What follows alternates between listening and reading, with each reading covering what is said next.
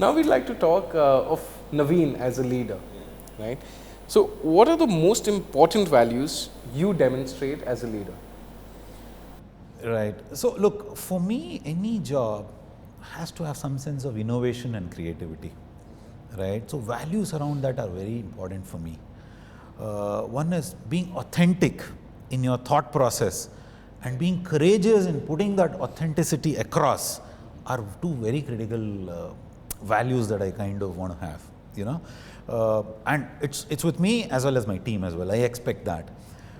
In addition to that, of course, integrity and transparency, are some traits that I want to inculcate 360 degrees with me, with my peers, with my bosses, as well as people who are colleagues who work with me as well. I think they are the foundational pillars. You need to have this right, everything. Absolutely, very, very important. Yeah. What is your greatest strength and weakness As a leader. Look, I don't know when I imbibe this, but looking back, I can look at a problem and think about it strategically and actually visualize that a path to get to that strategic, end goal, right? I mean, I can visualize that. That's my strength, in fact. So, as a leader, that's really what I enjoy doing and thriving as well. So it's like playing chess, where you plan probably 4, 5, 6 moves ahead. I just learned chess, by the way. I'm never a chess player, surprisingly. I'm a restless kid always, and so I know. But I just learned you're absolutely right. Being able to look at things beyond present and beyond the current future, is something that really interests me, and that's probably one of my strengths. I mean, it just intuitively comes, right? Coming back to my weakness, I get bored very early with monotony. Monotonous things bore me, but that's a problem actually, if you kind of think about it, right? For you to bring consistency in execution, being monotonous as a unit or as a team or as a function or as an organization is very important. I'm definitely working on it now, because otherwise your execution, your strategy is nothing without execution, right? I mean, it's never a straight line. Do you think that comes because of being a Libran? I don't know, maybe being a Libran or being a little creative, I don't know, but probably, yeah. How often do you feel it's necessary to meet with your team? Very often. So one of the things I believe, so today the way my team works, it's a geographically spread team. I've got a program manager here in Mumbai. But if you kind of think about it, I've got a geographically spread team, but they can pick up the phone and call me anytime. You got to realize that we work in a culture where you set up meetings, right? US, Europe, you work off your calendar. Yeah. I mean, at least I don't do that.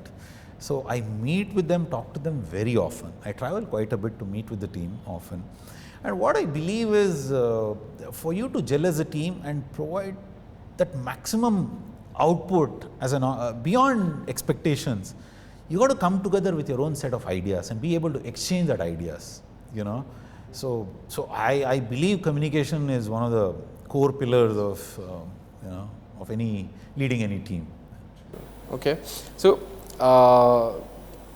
taking you from there, can you describe a time you took a leadership position when you did not actually have the title of a leader? Wow, all the time. So all the time. So at Pearson, for example, right, I was a solution architect. So it's a technology, progressing role, right? But I was hardly doing any technology. I was actually managing this captive, one. Two, I was managing a bunch of vendors in India, millions of dollars of outsourcing, doing governance, doing steering committee, methodologies with them. And you're pretty much talking to CXOs, senior leaders of these companies, without the title of a leader that he's a VP or a AVP, head of sourcing. No, nothing of that sort, right? Even here, I joined as a product architect, and coming in and then engaging with other leaders outside, across, within is. And today nobody respects you for your title. I mean, right, exactly. So I mean, there's this whole fad of having a super good title, and that creates your worth. But I think very correctly, that's good for 30 days, 60 days in a company. you know, you go in as a leader, whatever is your designation, you pretty much go in as my first 100 days and my post 100 days, what do I do, right? You'll probably be able to sustain for the first 100 days with a title, and after that you got to, you know. You become a part of the pond. You got to influence people as a leader. That's really the fundamental thing here. And you can't do it with a title. You know. I think it's like a fence before you if you carry it on with you. So everyone has to first cross the fence and then come to you. Absolutely. You know, that exactly, you know. Okay. Have you ever been a mentor to another aspiring leader, and how did you go about establishing that relationship? Yeah. So, let me think. Actually, you know what, in all my roles, I've recruited one person who will be like a BCP, business continuity plan. It always has been. It always has been conscious. I move on, I'm not there, I croak, whatever the heck it is, right? I mean, you have to have someone. So, you're always, as a leader, you're always in that mentoring role, you know. The first thing that you do is allow the person to take that leap of faith. You know, nobody comes as a leader or having done 10 things that will make you something, right, in a company, expected in a company, right? So, you want to make them take that leap of faith. For example, my program team now does some level of pre-sales work as well, you know. So, never done that, but you got to let them be, make mistakes and let them learn. That's the first thing.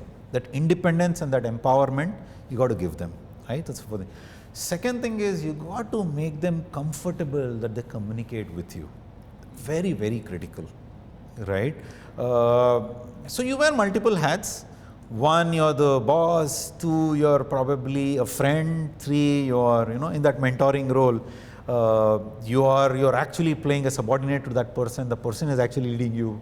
All those things, you know, you got to, based on a situation, you got to keep changing. Yeah. Okay. That brings me to the most important question is, what is the most difficult part of being a leader?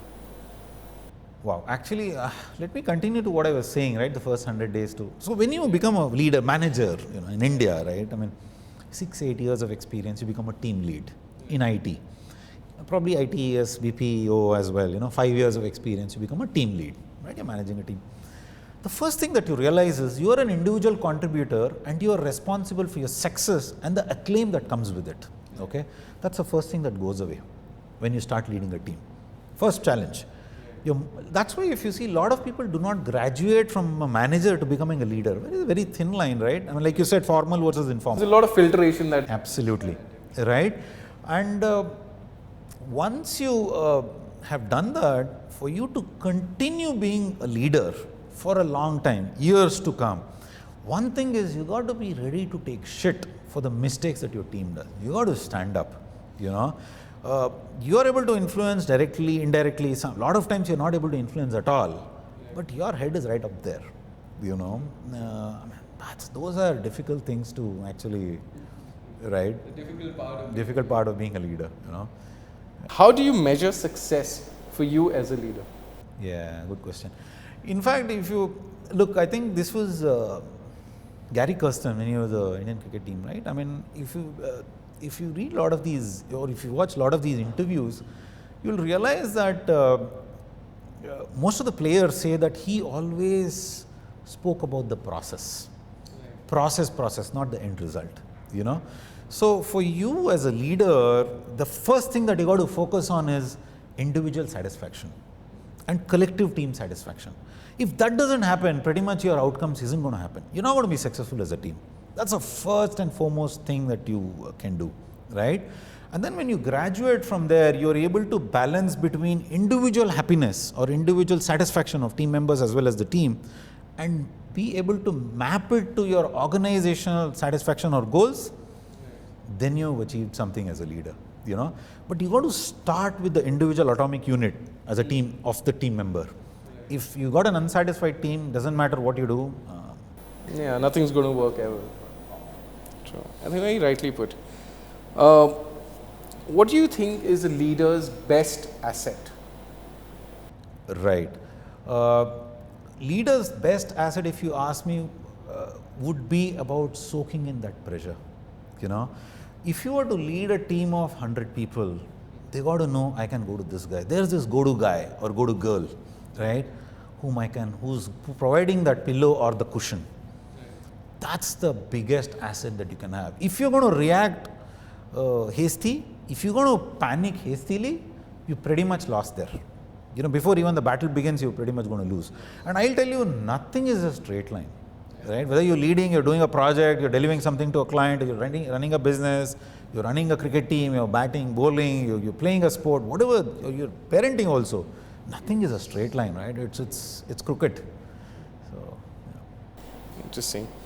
How do you deliver bad news to your team? Upfront, always upfront and direct, and I don't delay. And I expect that from everyone, you know. It's better to be forthright and upfront, right? And I don't, let's take an example, right? I don't think there are any bad people or bad employees. It's just a bad fitment, right? Somebody, I mean, I might not be ready for something in, let's say, Google today, right? Doesn't make me a bad leader or a bad employee, you know. So what I mean to say is that it's better to be transparent, and that's why transparent is one of the critical values that I have.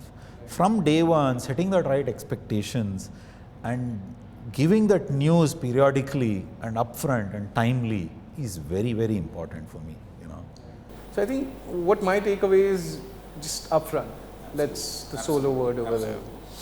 Okay. Okay. The last question of this section is, what do you do to remain engaged in a conversation? I'm learning. Listening is not something that comes very, very naturally to me, you know. Like intuitiveness comes, listening doesn't come. And for you to be engaged in a conversation, you know, you can pretty much speak 80 words out of 100 words that are spoken, but it's not a conversation, by the way, you know, it's just one way, right, one-way street. And so listening is something that I'm inculcating now. Listening fundamentally does not mean hearing, right? I mean, there's a very, very big difference between the two. And we think knowing a language or articulating things is, you know, is the way to, you know, if somebody does not articulate well or does not speak a language well, you think I can't listen. That's not true, you know. So you got to listen to fundamentally what the other person is trying to communicate to you is something that I